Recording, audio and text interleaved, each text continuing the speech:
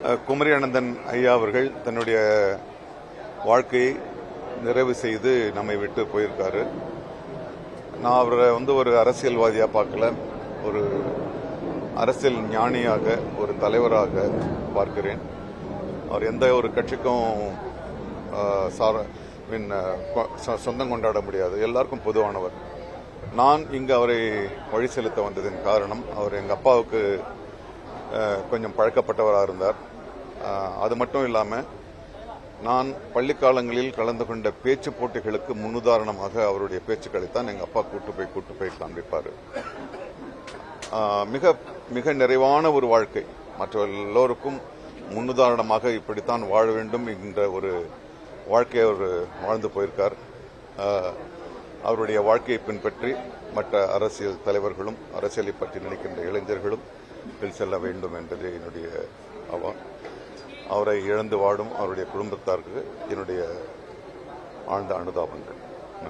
மாண்புமிகு தமிழக முதல்வர் அவர்களால் சென்ற ஆண்டு தகைசால் தமிழர் விருதினை பெற்ற இலக்கிய தென்றல் மூத்த காங்கிரஸ் கட்சியினுடைய தலைவர் ஐயா குமரி அனந்தனுடைய மறைவு அரசியல் துறைக்கு மட்டுமல்ல, இலக்கிய துறைக்கு ஒரு மாபெரும் இழப்பு.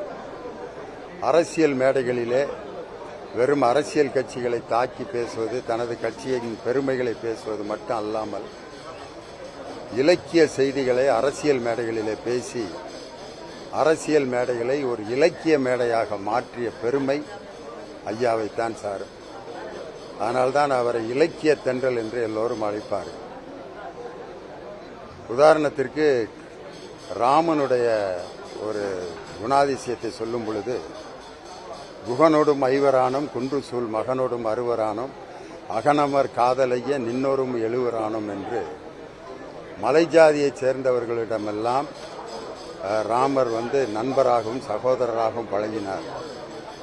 அதுபோல இந்தியா என்பது எல்லா மதத்தினருக்கும் ஜாதியினருக்கும் ஒன்றாக வாழக்கூடிய நாடு என்பதை ஒரு இலக்கிய மேற்கோள் காட்டி சொல்லக்கூடிய ஆற்றலும் வல்லமையும் மிக்க ஒரு அருமையான மனிதர்.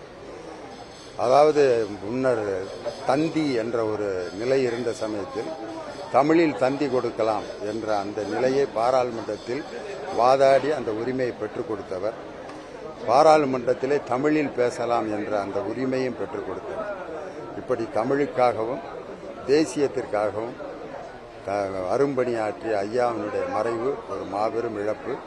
அவரை இழந்து வாடும் முன்னாள் ஆளுநர் மரியாதைக்குரிய அருமை சகோதரி தமிழிசை சவுந்தரராஜன் மற்றும் அவருடைய தம்பி மகன் கன்னியாகுமரியுடைய MP வசந்த் அவர்களுக்கும் அவருடைய குடும்பத்தாருக்கும் என்னுடைய ஆழ்ந்த இரங்கலை தெரிவிக்கிறேன்.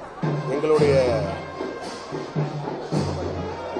மூத்த தலைவர் முன்னாள் கவர்னர் அக்கா தமிழிசை சவுந்தரராஜன் அவர்களுடைய தந்தை காலமானார் என்ற செய்தி கேட்டவுடனே